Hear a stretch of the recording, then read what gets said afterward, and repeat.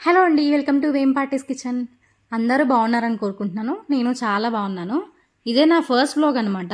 నేను మీకు ఆల్రెడీ చెప్పాను కదా, నేను కాశీ వెళ్ళాను. అక్కడ 5 days ఉన్నాము. అక్కడ ఎలా టైం స్పెండ్ చేశాను, మేము ఏమేమి చూసాము మీకు కూడా చూపిస్తాను. ఆల్రెడీ ఒక మినీ వ్లాగ్ కూడా పోస్ట్ చేశాను. నేను హైదరాబాద్లో ట్రైన్ మిస్ అయ్యాను, రన్నింగ్ ట్రైన్ ఎక్కేసానని చెప్పేసి. విజయవాడలో కూడా మేము ట్రైన్ మిస్ అయ్యే వాళ్ళము, స్పెషల్ ట్రైన్ కదా. సో ఆ దేవుడి దయ వల్ల ఎలాగోలా ట్రైన్ పట్టుకున్నాము. యాక్చువల్గా మధ్యాహ్నం 3:30కి వెళ్ళాల్సింది 9:30కి వెళ్ళింది. నచ్చితే సపోర్ట్ చేయండి. ఇదే ఫస్ట్ టైం అనమాట నేను మీకు ఇలా కనిపించి చెప్పడము. సో సపోర్ట్ చేస్తారని కోరుకుంటున్నాను. లైక్ చేయండి, షేర్ చేయండి, సబ్స్క్రైబ్ చేయండి. నచ్చితే కామెంట్ కూడా చేయండి. అయితే ఈరోజు నేనేం చేశాను మొత్తం చూసేయండి. అయితే మేము కాశీలో ఈ సత్రంలో దిగాము. శ్రీ కాశీ అన్నపూర్ణ సత్రము. ఇక్కడ ఏంటంటే మనకి ఫ్రీగానే మధ్యాహ్నం లంచ్, నైట్ టిఫిన్ పెడతారు. మన తెలుగు వాళ్ళే ఉంటారు, మంచిగా వడ్డిస్తారండి, చాలా బాగుంటుంది కూడా. అయితే మేము రూమ్కి వెళ్ళిన తర్వాత ఫ్రెష్ అయిపోయి టిఫిన్ చేస్తాము. టిఫిన్ చేసి మేము స్టార్ట్ అయిపోయాం టెంపుల్కి. ఇక్కడ అంతా ఎలక్ట్రికల్ ఆటోసే ఉన్నాయి, మన ఆటోసే కనిపించట్లేదు. సో మధ్యలో అమ్మవారి టెంపుల్ ఉంటే అమ్మవారి టెంపుల్ కూడా దర్శించుకున్నాము. మొత్తం చిన్న చిన్న గల్లీలండి, చిన్న చిన్న గల్లీలోనే అందరూ వెళ్తున్నారు, ఆటోలు, బైక్లు అన్నీ వెళ్తున్నాయి. సో మేము మృత్యుంజయ టెంపుల్కి వెళ్ళాము. అక్కడ ఏంటంటే మృత్యుంజయ టెంపుల్లో ఒక బావి ఉంటుంది. ఆ బావిలో మన నీడ కనిపించాలని చెప్తున్నారు. అక్కడ మన నీడ కనిపిస్తే అంత బాగున్నట్టు, మన నీడ కనిపించకపోతే ఏదో ప్రమాదం ఉన్నట్టు అక్కడ ఉన్నవాళ్ళు చెప్పారు.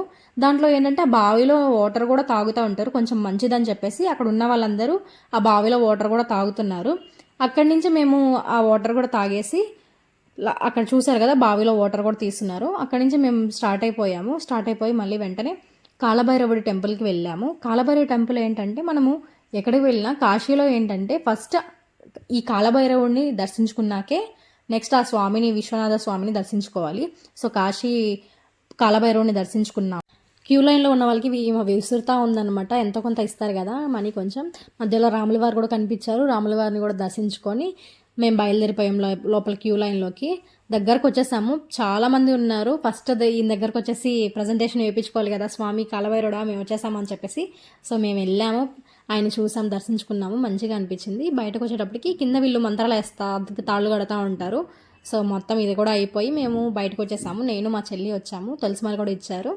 సో బయటకు వచ్చిన తర్వాత వినాయకుడు కనిపించారు, వినాయకుడిని కూడా దర్శించుకొని ఇంకా సత్రానికి బయలుదేరిపోయాము. మధ్యాహ్నం టైం అయిపోయిందనమాట. మధ్యాహ్నం మేము వెళ్ళేటప్పటికే 12:30 అయిపోయింది. ఫుడ్ స్టార్ట్ అయిపోయింది, మధ్యాహ్నం లంచ్. సో దాంట్లో పచ్చడి, దద్దోజనం, పప్పు ఫ్రై అండ్ స్వీట్ కూడా ఇచ్చారు. ఆ స్వీట్ నాకు అంత తినాలనిపించలేదు. ఆ స్వీట్ అను ఇంకోటి మిక్చర్లా ఉంది, అది స్కిప్ చేస్తాను. ఆ రెండు రైస్ పెట్టుకొని తినేసాక అండ్ రసం కూడా ఉంది, రసంతో కూడా ఒక ముద్ద తినేసాను. రసం, సాంబారు, పెరుగు ఫినిష్ చేసిన తర్వాత చిన్న ఆపేసిన తర్వాత ఈవినింగ్ స్టార్ట్ అయిపోయాము విశ్వనాథ స్వామి టెంపుల్కి.